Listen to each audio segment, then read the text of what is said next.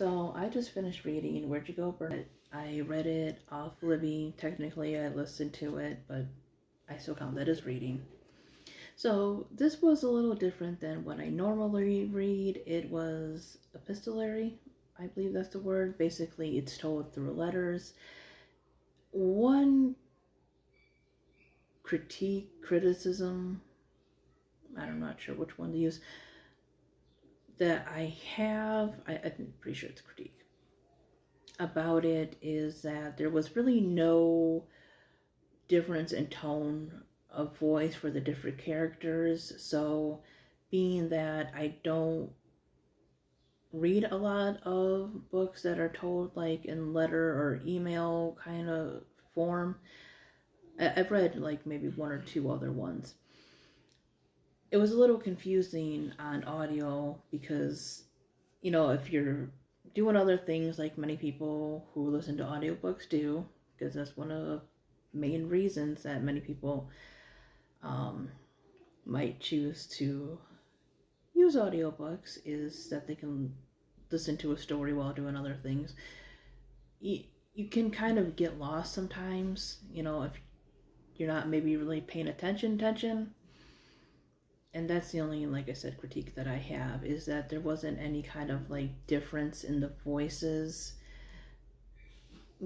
Sometimes when people do voices of maybe people who are older, younger, or maybe like a different gender than them, it can be kind of, I don't know, over the top sometimes.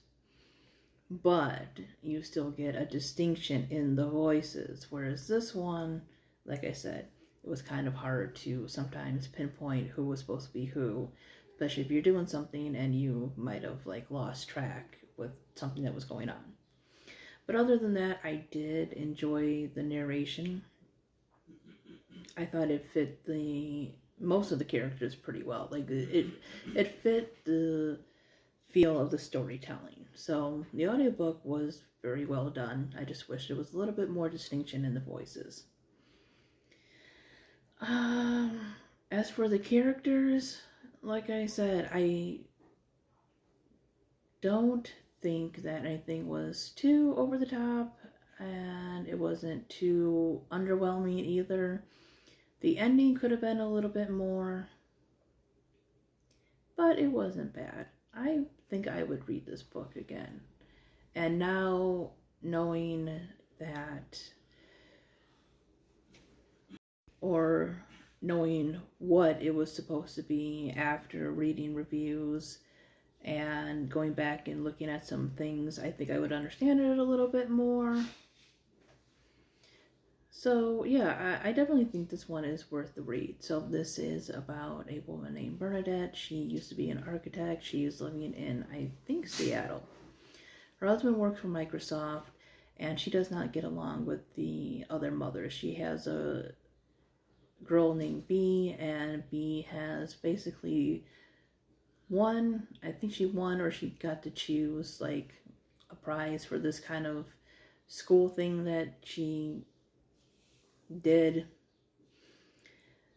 But anyways, she wants to take a family trip to Antarctica.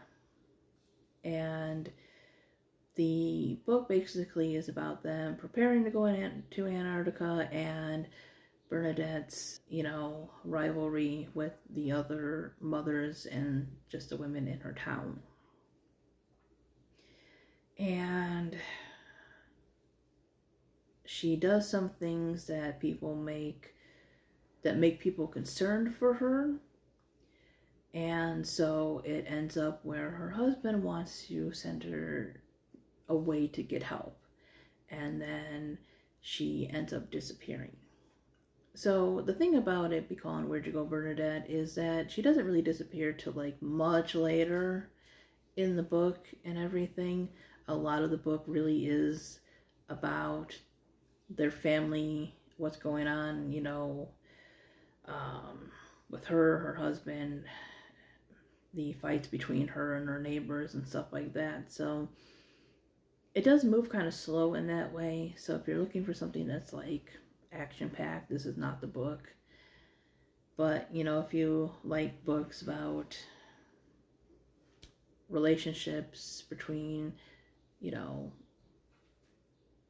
family, neighbors, spouses, whatever. Feel like finding out things about characters later on in books, character, development and stuff. I say you would like this one. Because I do like books that are about people and their thoughts and their interactions with other people. Like, I really love The Elegance of the Hedgehog. I think if you like something like that, you might like this. So I would say definitely give it a try.